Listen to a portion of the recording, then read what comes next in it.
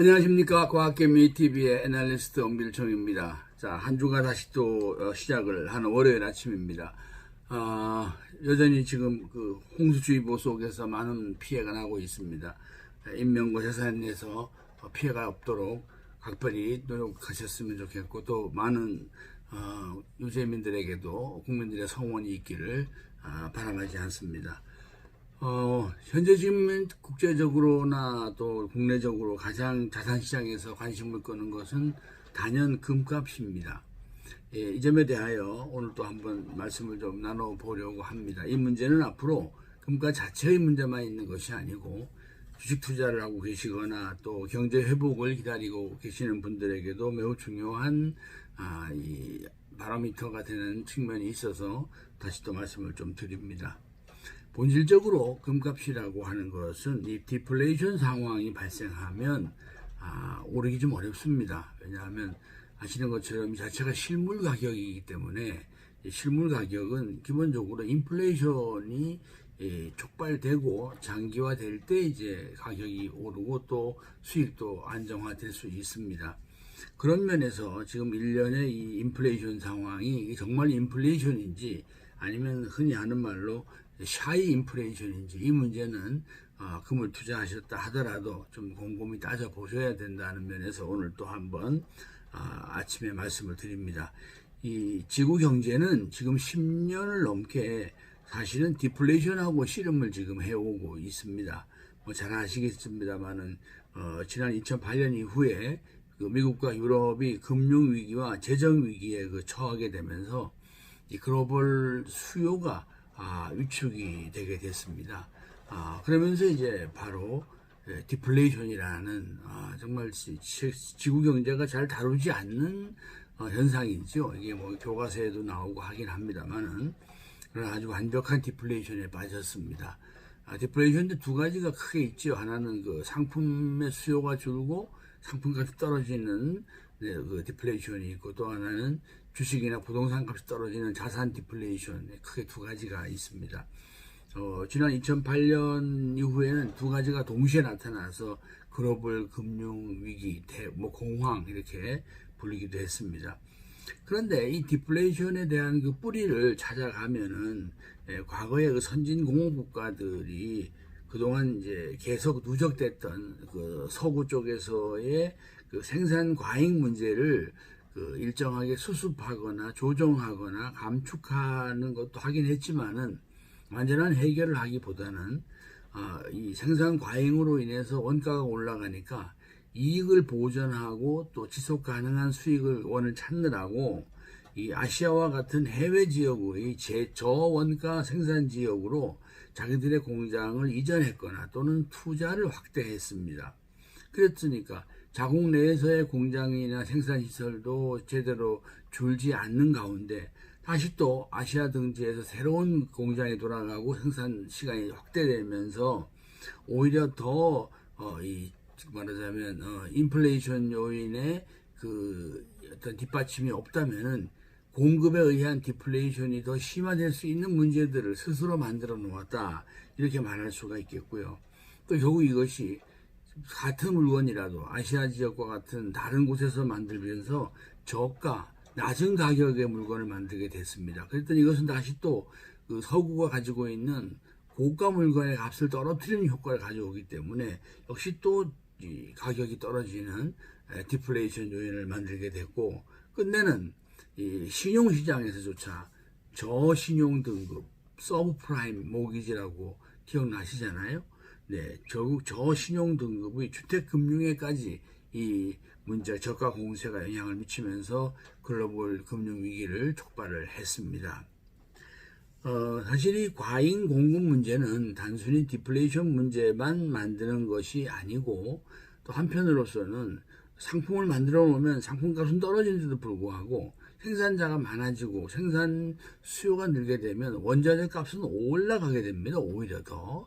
또 일부 지역에서는 이로 인하여 또 원자재가 올라가면 생산자들은 노동자의 투입을 줄이거나 임금이 올라가는 것을 억제하게 되지요. 그러니까 또 노동자의 임금을 억제하는 문제가 생기고, 결국 노동자의 임금은 다시 소비의 수요가 돼야 되는데 결국 임금의 가처분 소득을 올리는 문제를 둔화시키는, 그러니까 다시 더 디플레이션 요인을 악화하게 만드는 이런 현상을 가져왔습니다. 일본이 이제 이 문제와 관련해서 가장 많은 비용을 지불했던 나라인데요. 일본은 30년 가까이 그 저성장 경제로 묶어두는 것도 사실은 그 사람들이 그 한동안 엄청난 생산량을 가지고 있었죠. 그러던 것은 사실은 자국의 소비를 뛰어넘는 겁니다. 일본은 내수 소비를 훨씬 뛰어넘는 생산 능력을 가지고 있었는데, 이것을 제대로 감축하지 않으면서, 그러니까 이제 뭐 그냥 돌릴 때까지 돌려보자 이런 식으로 돌려가면서 결국은 또 이 해외 자산 쪽에 또 돈을 투자하는, 뭐 주식도 사고 부동산도 사고 이렇게 됐고, 또 마찬가지로 국내에서도 마침 그때 이제 미국이나 유럽에서 그 프라자 합의라 그래서 일본이 돈을 그동안 많이 벌었으니까 돈을 좀 이제 내놔야 되겠다 하는 그 방법으로 엔고, 일본 돈의 가치를 올리게 했습니다. 이걸 올리면 이제 수입이 늘고 수출이 줄죠. 반면에 자국의 주식값이나 부동산 값이 오르게 됩니다. 이제 자기 자국 통화가 올라가면. 그랬더니 결국 일본은 또 한동안 이 주식도 오르고 부동산도 오르고 이제 이러다가 결국은 이것이 다시 더 이상 오르지 못하게 되면 내려가야 되거든요. 그걸 자산 디플레라고 합니다. 결국 자산 디플레이션이 되면서 앞에서의 그 상품 디플레이션, 상품 공급에 의한 디플레이션, 뒤에는 또 자산 디플레이션, 이렇게 해서 근 30년을 저렇게 아주 음지에서 지금 허덕이고 있는 게 일본의 모습이 되겠습니다. 미국도 사실은 이 아픈 추억이 있습니다. 뭐 많이 있지만 그중에 대표적인 것이 농업인데요. 과거에 그 승승장구하던 미국의 농업이 그 당시 그 광활한 미국의 대지에서 계속 농지를 확대해 나가게 되니까 또 농업은행들이 그때는 많았습니다. 미국에. 여기서 또 농민들한테 새로운 농지를 개간하고 개척하라고 융자를 또 많이 해주게 됐고, 그 융자가 나서 농지가 넓어지는 곳으로 계속 또 철도가 확장이 됐죠. 여러분들이 잘 아시는 그 서부 개척 시대가 다 이때가 되겠습니다. 거기다 또 이제 뭐 잘 아시는 금을 캔다고 또 뭐 마켓나에 황금을 찾으러 가는 사람들도 있고 해서 전체적으로 미국 전역의 농지가 굉장히 넓어졌습니다. 그랬더니 결국은 어느 날 미국이 잉여 농산물이 너무 남아서 도는 겁니다. 그러니까 이 곡물값을 유지할 수가 없다 보니까 바다로 싣고 가서 바다의 한가운데 가서 이 농산물들을 버렸습니다. 이 유명한 사건이지요. 네, 이게 바로 미국이 농산물 디플레이션에서 역사적 비용을 치렀던 사건입니다. 따라서 이 당장은 현재 이 팬데믹의 영향으로 인해서 이 지구 전체가 생산이 좀 위축이 되고 있지만은, 지구는 결국 시간이 흐르면 다시 또 경쟁적으로 생산을 늘리게 되고, 이것은 결국 또 노동소득의 그 기회 감축이라는 4차 산업혁명하고 만나게 되면은 물건은 느는 반면에 소비자의 소비 재원은 늘지 않을 수 있다고 하는 것이지요. 또 하나는 이제 팬데믹이 직접적인 경제적 피해를 줬기 때문에 그것만큼 또 구매력이 떨어져 있는 상태에다가 국제 교역 관계가 이렇게 훼손되어지게 되면 근원적으로 지구의 소비력이 부족해지게 되는 겁니다.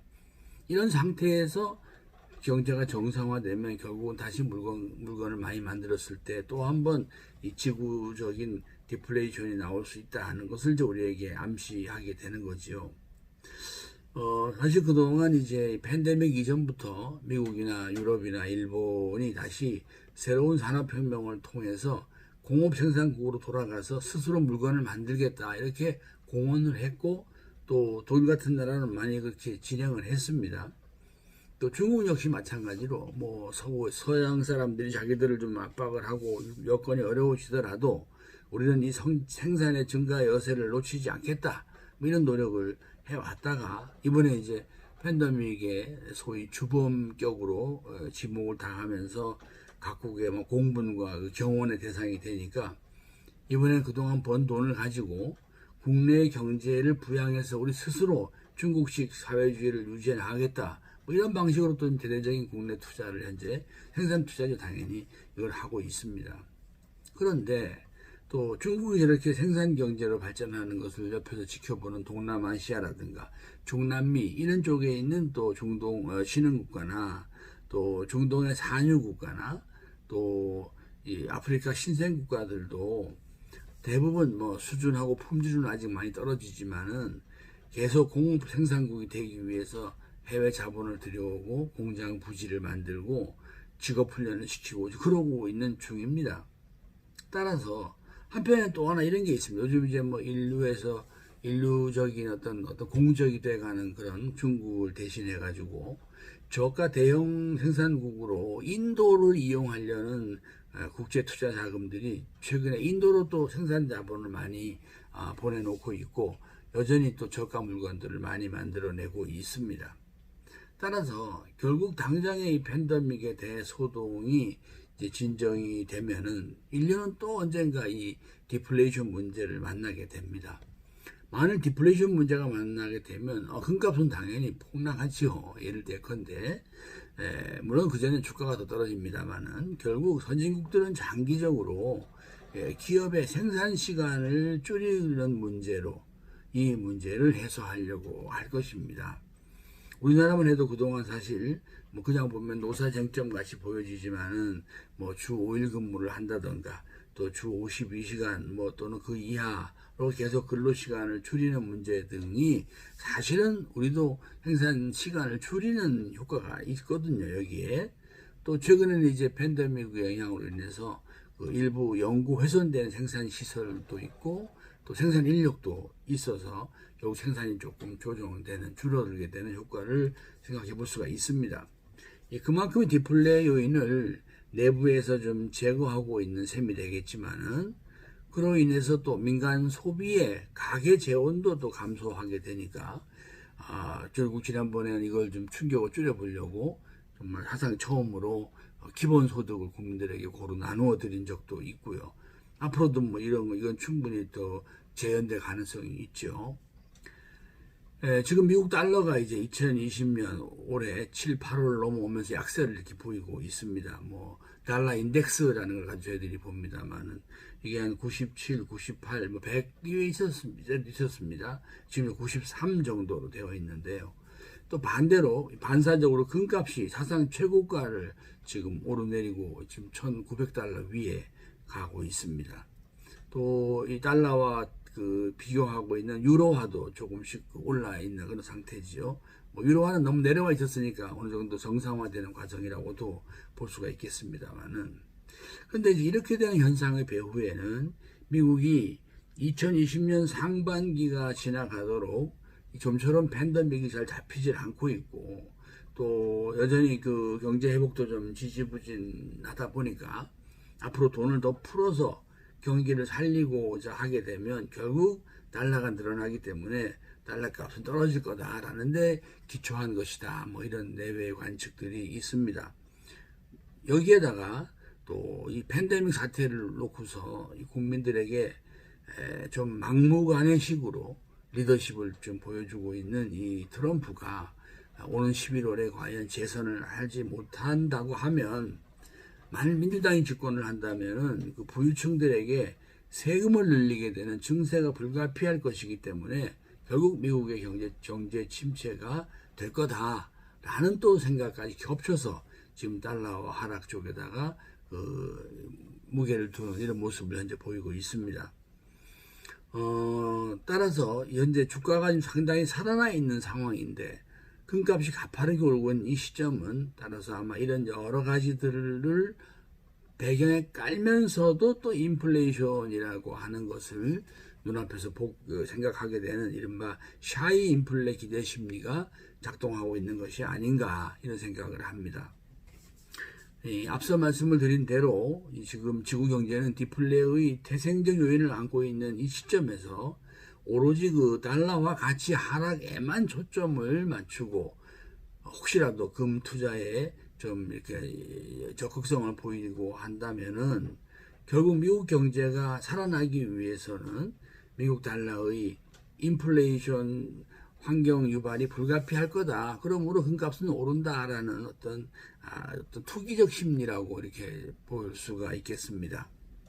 여기에다가 이 팬데믹의 근본적인 해결이 단기간에 쉽지 않을 거다라는 비관론까지 작용을 하면서 소위 그 주식시장에서는 비대면 주식이나 바이오 주식들이 또 역시 과열 상승하는 것도 따지고 보면 시기적으로 금값 상승하고 흔히 하는 말로 5월 동주에 좀 이상한 행보를 보이고 있는 것으로 보입니다. 사실 이 비대면 주식이나 바이오 주식과 금값 상승은 이론적으로 상관관계가 거의 없습니다. 그런데 동시에 이렇게 지금 움직이고 있는 것이죠. 냉정하게 말하자면은 결국 미국이 이 종국의 또 팬데믹 공습을 이겨내지 못하고 또 경제 회복 장기적으로 어려워지게 되면은 주식이든 금이든 모두 장기적으로 다 떨어집니다. 결국 이 문제 해결을 위해서 끝까지 미국은 도전해야 할 과제이고 또 결국 그것이 성공을 하고 안정이 되면 미국 달러는 언젠간 일정 수준으로 올라가야 되죠. 네.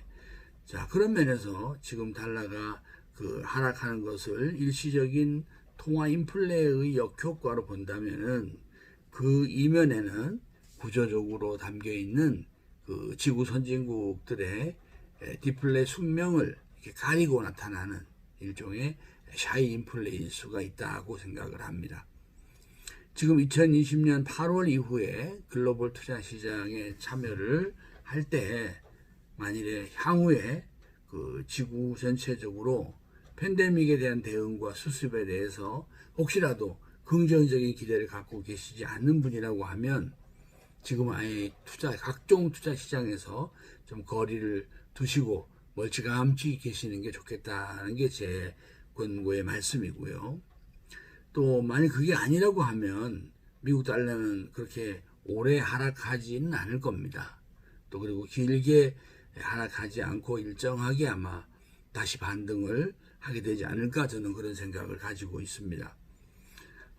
그러면서 또 뭐 미국 주가도 결국은 이렇게 달러가 다시 안정화되면은 또 미국 경제와 함께 일정하게 안정기를 만들어 나가게 되지 않을까 이런 생각은 이건 저의 생각입니다.